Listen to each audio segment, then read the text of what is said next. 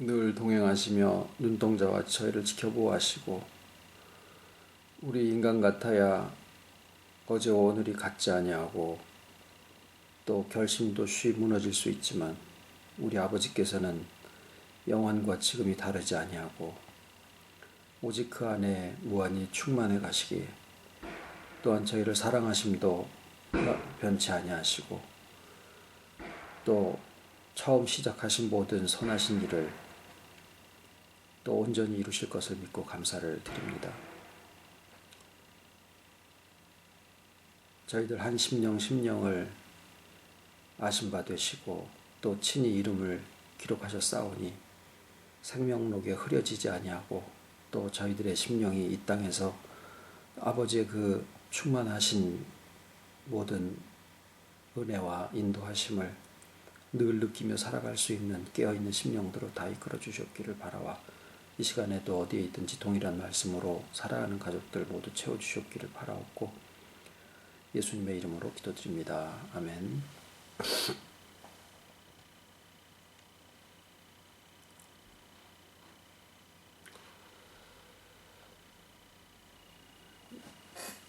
예수님의 출생에 대해서 살펴보면 다윗의 혈통으로 나시고 마리아의 몸을 통해서 나시는데 세례 요한의 증거를 받으시죠.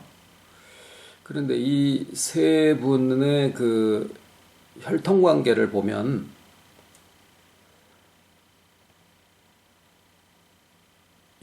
아버지 요셉은 유대 지파고, 그러니까 다윗의 그 왕의 후손이죠. 그리고 마리아는 레위 지파예요. 그러니까 그 세례 요한과 친족이죠.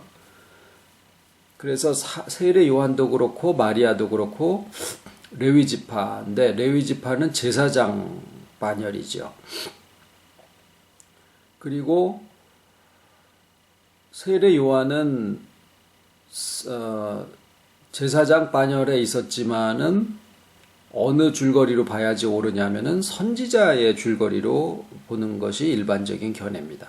그러니까 제사장의 직분대로 광야에 나가서 그렇게 한 게 아니라 엘리야나 이런 다른 선지자들이 광야에서 유리하면서 하나님의 뜻을 전한 그 줄거리로 들어오셨네. 그 줄거리로 이제 세례 요한이 사역을 했었죠.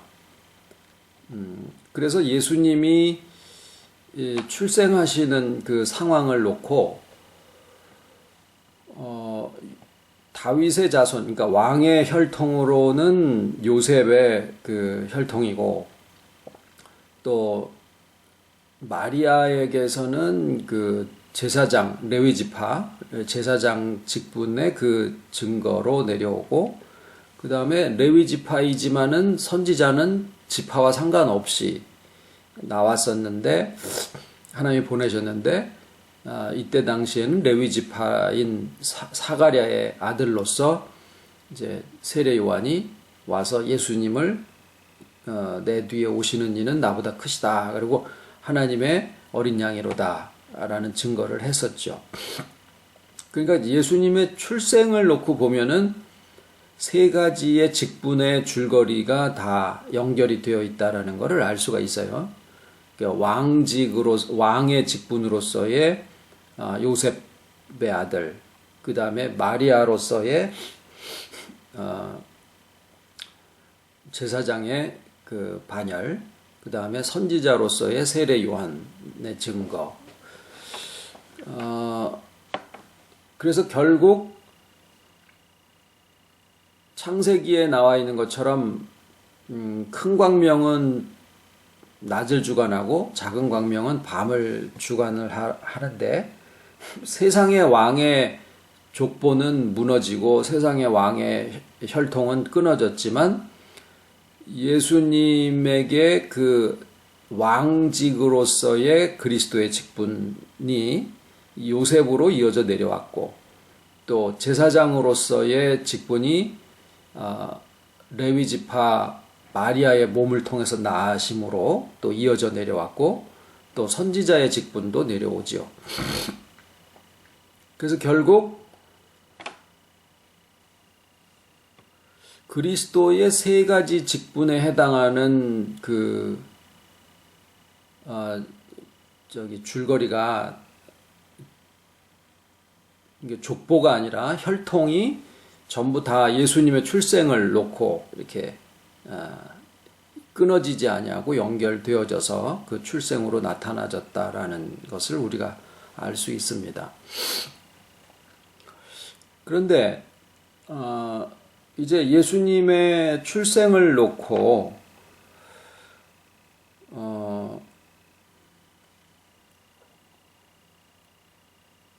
이제 우리가 요셉의 씨로는 나지 않았다라는 것은 알죠.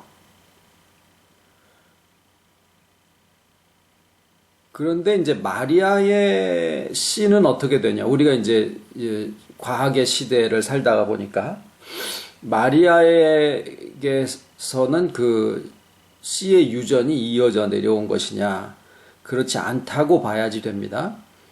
그러니까 그러면 이제 무슨 문제에 부닥치게 되느냐면 아버지의 유전도 들어가지 않았고 또 어머니의 유전도 들어가지 않았다라고 봐야 되는데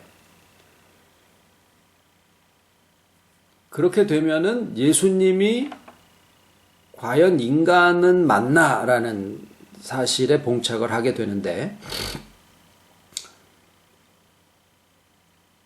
그것은 태초의 아담을 우리와 동일한 인간으로 인정을 하는 것처럼 그러니까 아담은 하나님에게 그냥 창조를 받은 분이지 아버지 어머니가 있어서 어떤 유전의 그 형질이 유전되어져서 나온 사람이 아니죠. 그래도 우리랑 동일한 사람이다라고 인정을 할 수 있듯이 예수님도 아버지의 유전이 전혀 들어가지 않았고 어머니 마리아의 몸을 통해서 났지만 그 어머니의 유전 형질도 전혀 들어가지 않은 상태에서 그냥 하나님께로부터 창조되었다라는 것이 정당합니다. 그래도 하나님에게서부터 창조된 아담이 우리와 동일한 인간임을 우리가 인정하듯이 당연히 예수님도 인간이셨다라고 하는 것을 우리가 인정하는 데는 문제가 없습니다.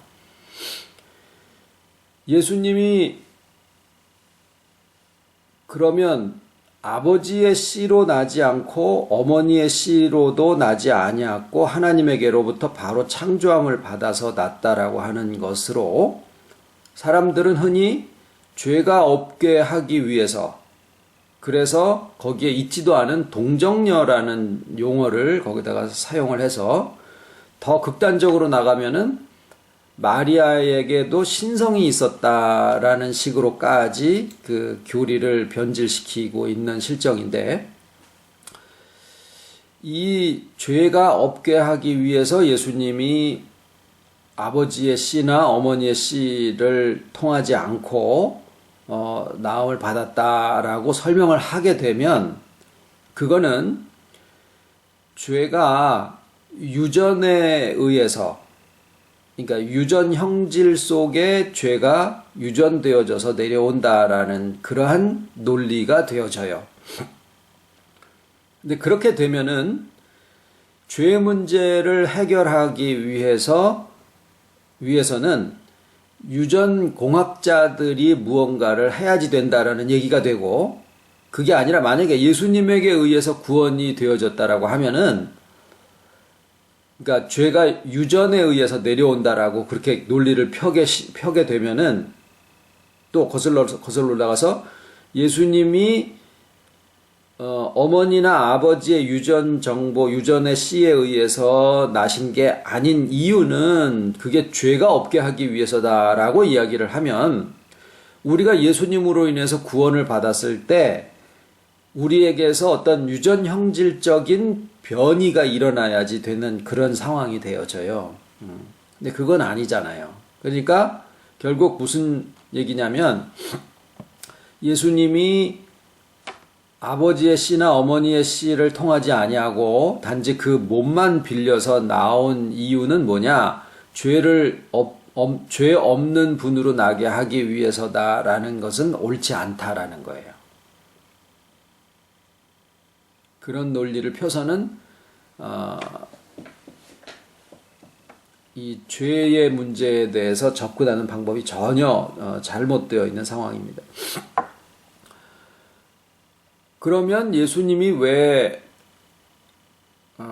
아버지의 씨나 어머니의 씨를 통한 그 유전이 아니라 그냥 하나님에게 아담이 창조를 입는 것처럼 예수님의 몸도 창조되어져서 마리아에게 잉태가 되어진 그런 방식을 사용한 이유는 뭐냐면은 이것이 전적으로 하나님의 약속을 통해서 이루어진 일이지 인간의 유전에 의해서 되어진 결과가 아니다라고 하는 사실을 보여주기 위한 것이에요.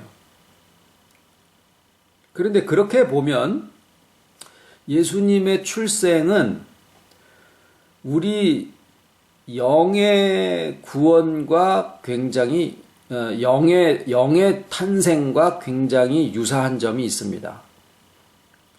또 한 가지 신학적인 문제가 뭐냐면 사람의 영이 언제 창조되어지느냐라는 거죠. 사람의 영은 부모에게서부터 유전되어져서 내려오는 게 아니거든요.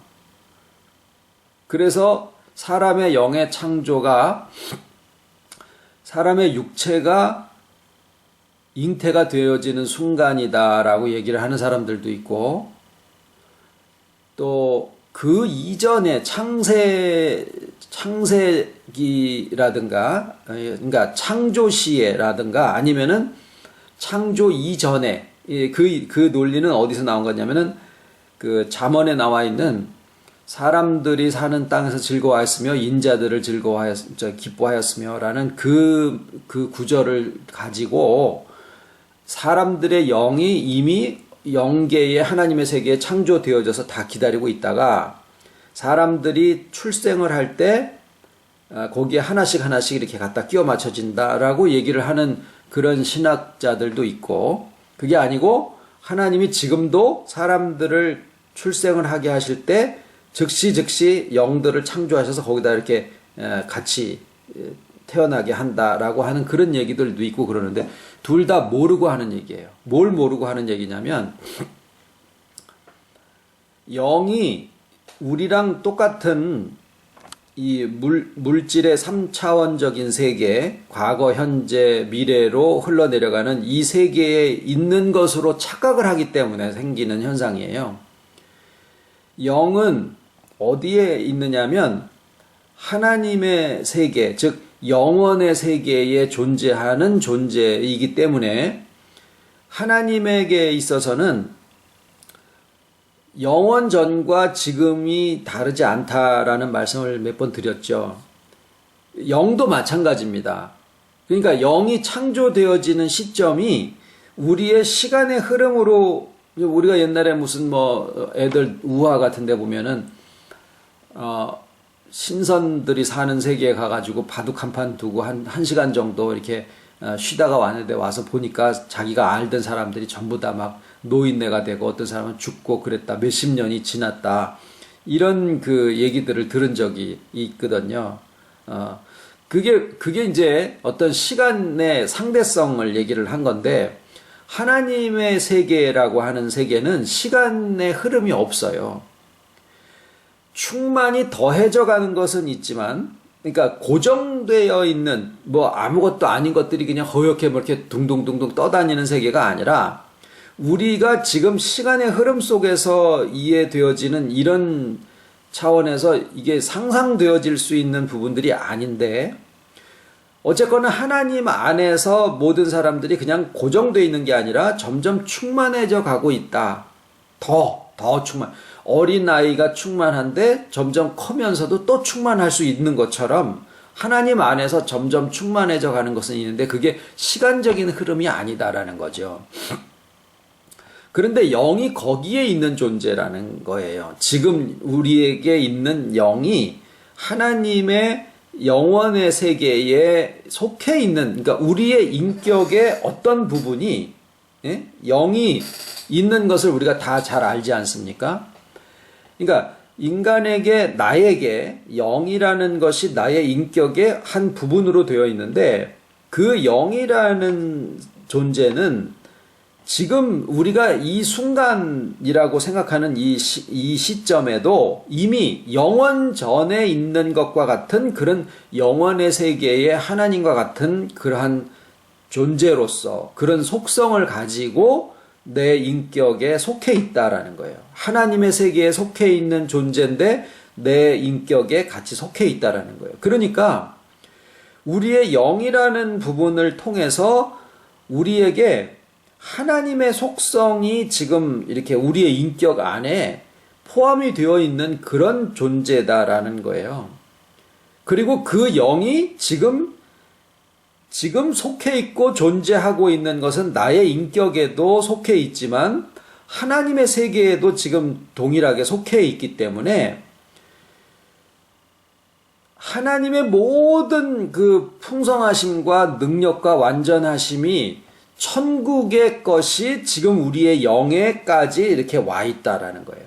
그게 우리의 인격의 한 부분으로 가장 내면의 깊은 곳으로 거기가 우리의 삶에 흘러가고 있는 모든 그 생명의 흐름이 거기에서부터 시작되고 있다라는 거죠. 그러니까 천국을 굳이 언제 올 것이냐 아니면 내가 죽어서 갈 것이냐라고 하는 것을 이 내용을 우리가 알게 되면 천국을 그렇게 언제 내가 천국을 갈 것이냐, 내가 언제 죽어서 천국에 들어갈 것이냐라는 것을 생각할 이유가 없어요.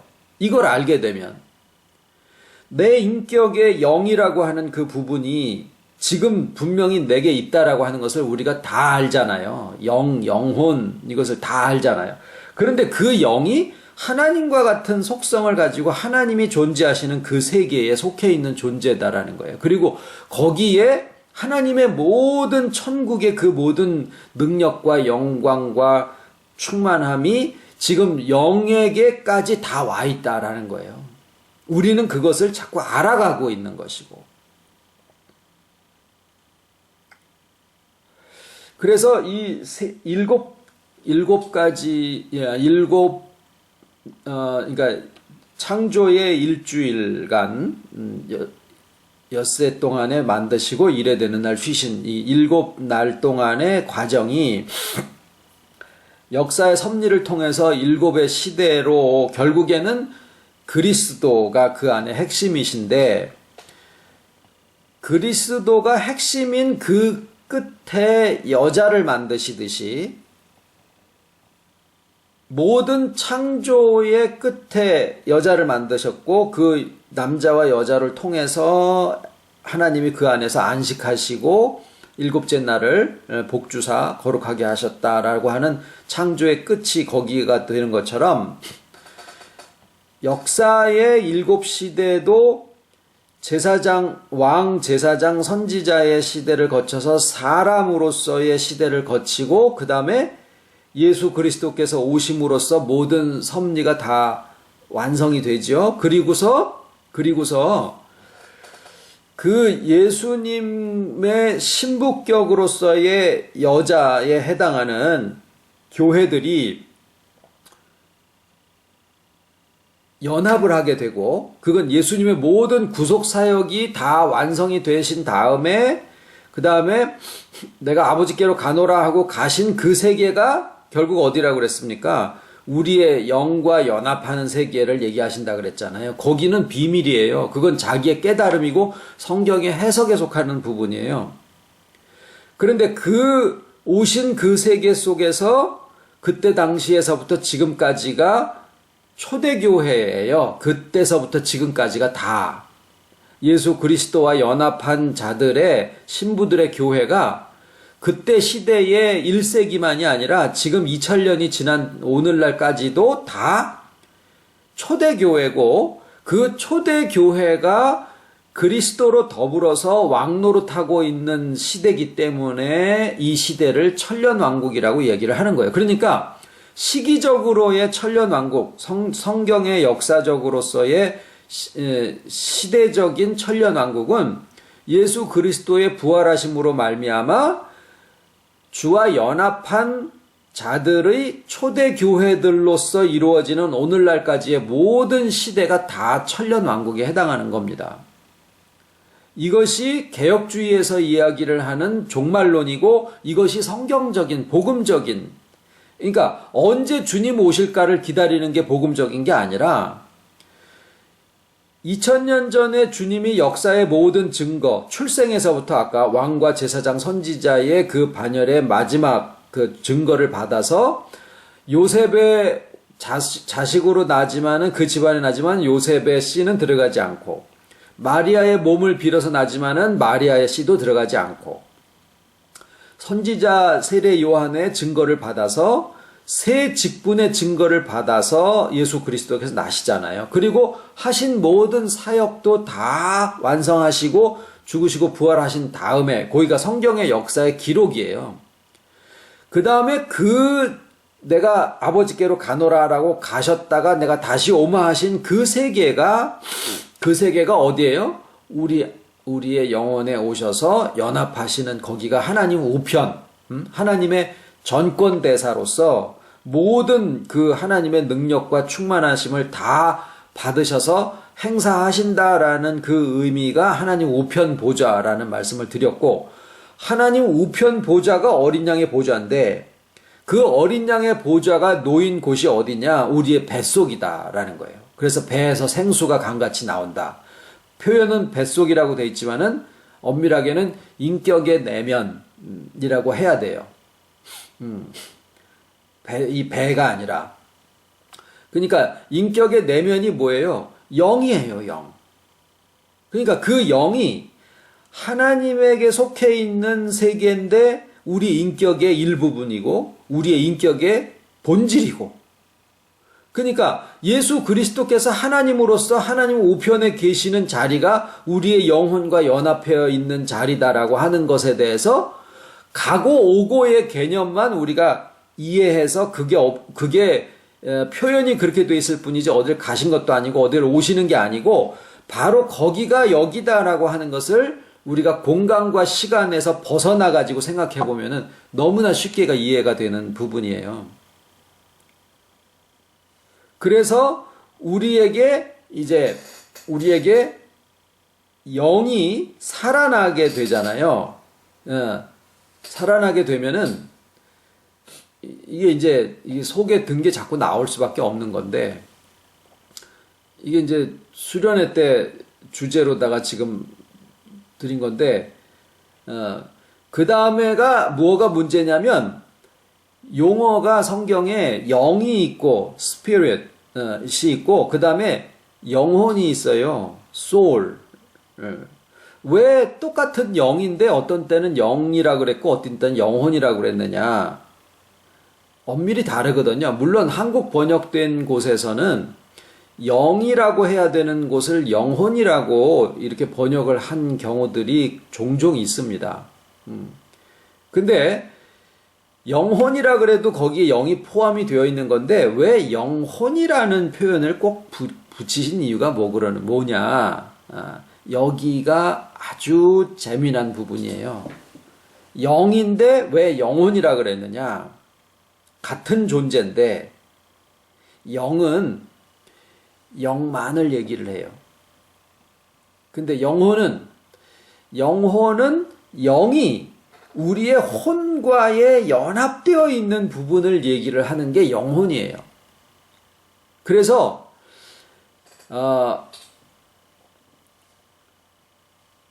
영이 죽고 살고 이런 부분에 대해서 표현할 때는 영으로 하시고, 그 다음에 영혼이 깊은 탄식 속에 빠졌고 뭐 이런 얘기를 쓰실 때는 내 영혼을 음부에서 건지시고 뭐 이런 것을 쓰실 때는 영혼이라고 써요.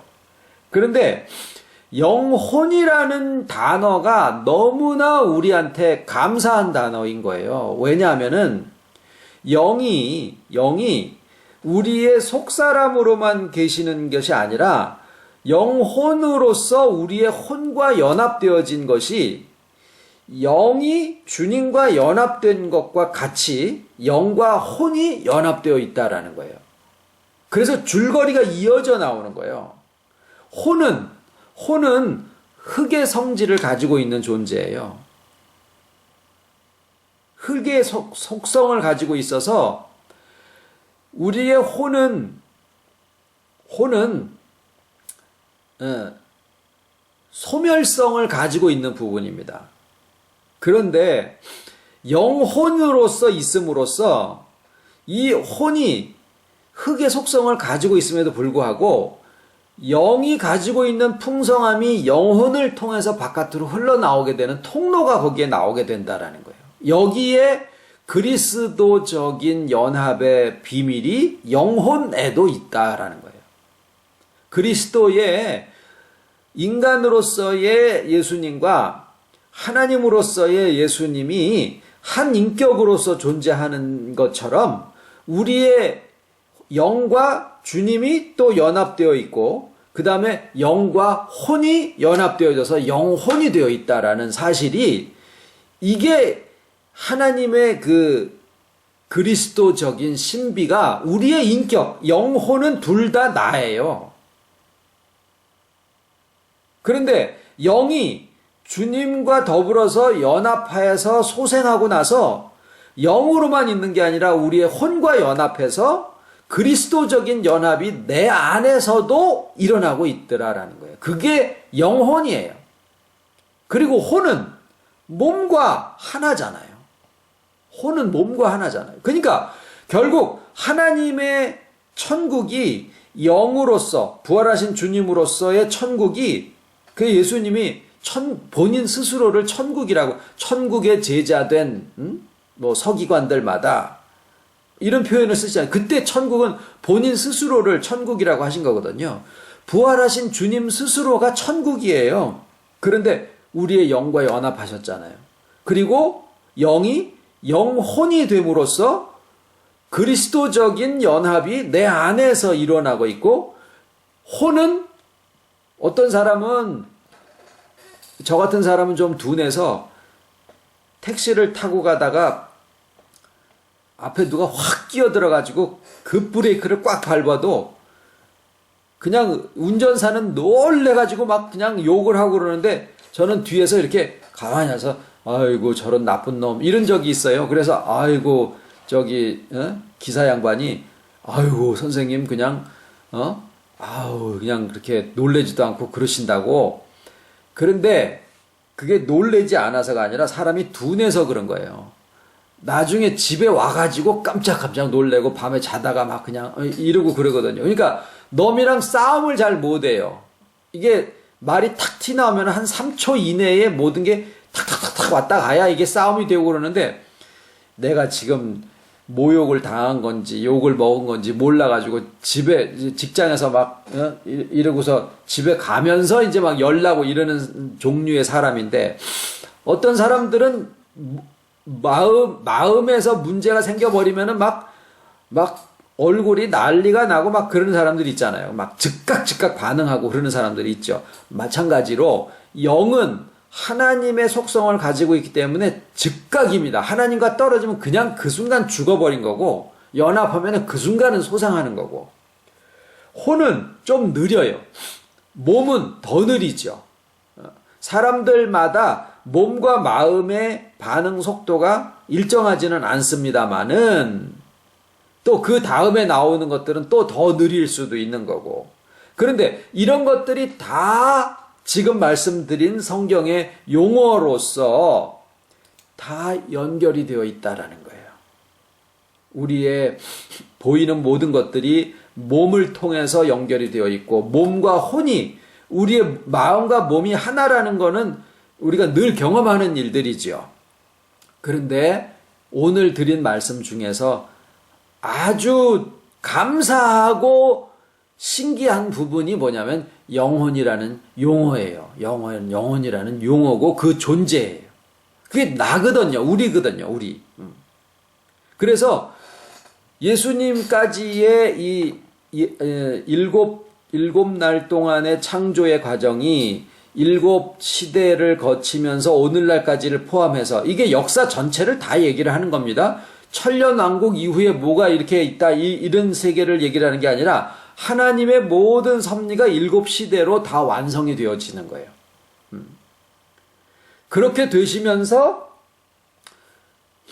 그 끝자락에 우리가 천년왕국에서 주님과 연합하는 세계로 들어가잖아요. 그런데 그 연합하는 과정을 우리가 구속이라고 이야기를 할 때, 구속이라고 이야기를 할 때, 그 구속의 과정 속에 또 7 단계의 그 내용이 결국 우리 안에 그대로 또 적용이 되어지고 있다라는 사실이 이게 중요한 거죠. 그래서 예수님의 출생에 둘러싸고 있는 그 내용이 그리스도의 왕과 제사장 선지자의 그 3가지 직분적인 증거가 그 다음에 사람이다라고 하는 6번째의 증거까지 합쳐져서 실질적으로 우리에게 다 이루어지다가 보니까 그 내용이 나에게 지금 진행되어지고 있다라는 거예요. 이게 포인트예요. 이게 중요한 중점이에요. 그리스도의 창세기 1장의 창조 주간의 7과정과 역사의 7과정을 통해서 예수 그리스도께서 오시고 천년왕국 시대를 우리가 살아가고 있으면 우리가 천년왕국 시대의 일부가 되어 있다라는 사실로 끝나는 게 아니라 그 7개의 과정의 그리스도적인 증거가 그 과정이 우리의 구속을 통해서 나에게 지금 이루어지고 있는 사실이다라고 하는 거예요. 제사장적인 직분의 증거와 선지자적인 직분의 증거와 자, 제사장은 뭡니까? 물이라 그랬어요. 창세기에 보면은 물고기. 예. 그러니까 물은 어디로 가야 되냐면은 요한계시록에 이 물은 음료가 앉은 물은 많은 백성과 나라와 열국과 방언들이라. 뭐냐면 세상 살아가고 있는 모든 문화가 거기 다 포함이 되어 있는 거예요. 그런데 궁창 위에 물이 있고 궁창 아래 물이 있죠. 하늘에 속한 삶의 문화가 있고 땅에 속한 삶의 문화가 있다라는 거예요. 그런데 거기에 물고기라고 하면은 제사장은요 하는 일이 왜 물고기냐면 제사장은 하나님과 사람 사이를 연결하는 그 매개체가 그리스도 직분인데 그걸 중보라고 하죠. 미디에이터, 중보라고 하는데 이 한편만 위하는 것이 아니라 양쪽을 다 위한다. 하나님과 사람 쪽에서 제사장은 누구 쪽이냐면은 사람 쪽에 있는 거예요. 그게 물이요, 물 가운데서 그러다 보니까 우리들의 요구와 모든 것들이 다 합치니까 거기서 뭐가 생겨질 수 있어요? 권력이 생길 수가 있는 거죠. 그건 땅 아래, 그러니까 궁창 아래에 있는 물의 권세를 잡은 나중에 없어져 버리죠, 다. 그런데 사람들에게 있는 모든 것들을 하나님한테 이렇게 올려드리는 그 제사, 직분을 맡아서 수행하는 분들이 제사장이었었잖아요. 선지자는 반대로 어디에 속하냐면 새예요. 하늘에 속해 있어요. 그는 사람에게 속해 있지만 하나님 쪽의 입장에 서서 하나님의 뜻을 사람에게 전달하는 그런 사람들이에요. 그래서 새가 힘들면 땅바닥에 떨어지죠. 육체라는 거예요. 그렇지만은 하늘에 속해 있다 그래요. 새가 땅에 충만하라 그러지 아니하시고 하늘에 충만하라 그러신 이유가 하늘에 속해 있는 존재예요. 그리고 하늘에 뭐가 있어요? 광명. 이거는 땅을 비추고 주관하는데 하나님의 주관하심, 하나님의 다스리심, 하나님의 통치.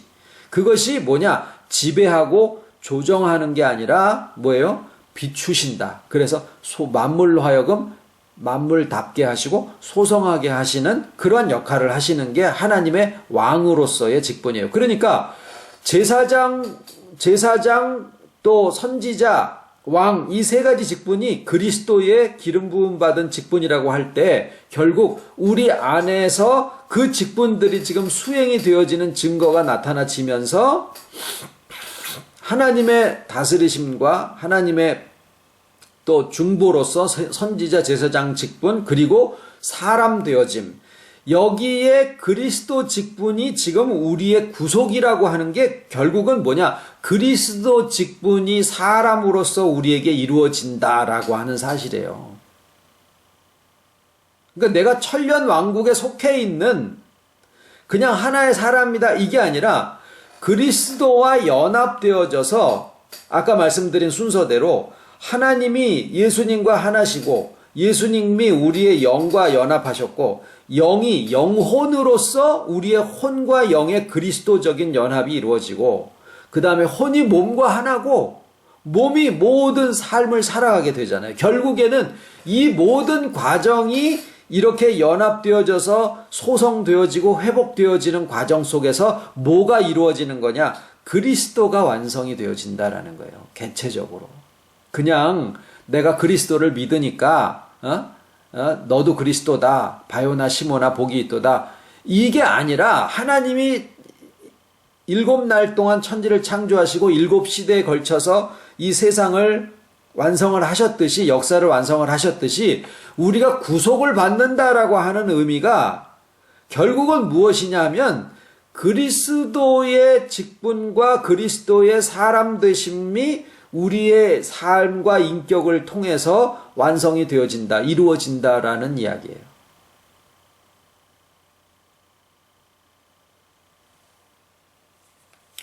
수련회를 다 했습니다. 자, 주기도문으로 잠깐 마치고요. 그리고 잠깐 수련회 때문에 잠깐 의논을 좀 드리겠습니다. 하늘에 계신 우리 아버지 이름이 거룩히 여김을 받으시오며 나라에 임하오시며 뜻이 하늘에서 이룬 것 같이 땅에서도 이루어지이다. 오늘날 우리에게 일용할 양식을 주옵시고 우리가 우리에게 죄 지은 자를 사하여 준 것 같이 우리 죄를 사하여 주옵시고 우리를 시험에 들게 하지 마옵시고 다만 악에서 구하옵소서. 나라와 관세와 영광이 아버지께 영원히 있사옵나이다.